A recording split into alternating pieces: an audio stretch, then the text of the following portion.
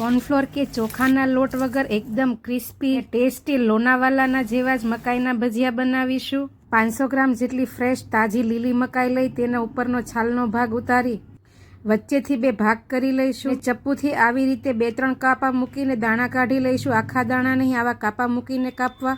થોડા દાણા જુદા લઈ મિક્સર ગ્રાઇન્ડરમાં એડ કરી આવી રીતે એકદમ અધકચરા વાટી લઈ મિક્સિંગ બાઉલમાં એડ કરીશું। હવે ઝીણા સમારેલા લીલા મરચાં, આદુની પેસ્ટ, ઝીણા સમારેલા લીલા ધાણા, 10 થી 12 મીઠા લીમડાના પાન, મીઠું, ધાણા જીરું, લાલ મરચું પાવડર, હિંગ અને આખું જીરું નાખીને બરાબર મિક્સ કરી લઈ 5 મિનિટનો રેસ્ટ આપી દઈશું। પછી થોડો લોટ એડ કરીને આવી રીતે મિક્સ કરતા જઈ પ્રોપર ભજીયા પડે તેવું બેટર બનાવી લઈશું। હવે મીડિયમ ગેસની ફ્લેમ ઉપર તેલ ગરમ કરવા માટે મૂકી દઈ સરસ એવું તેલ ગરમ થાય એટલે બહુ મોટા કે નાના નહીં, આવા મીડિયમ સાઇઝના મકાઈના ભજીયા પાડી લઈશું। બંને બાજુ એકદમ ક્રિસ્પી થઈ ગોલ્ડન કલર થઈ જાય ત્યાં સુધી તળી લઈશું।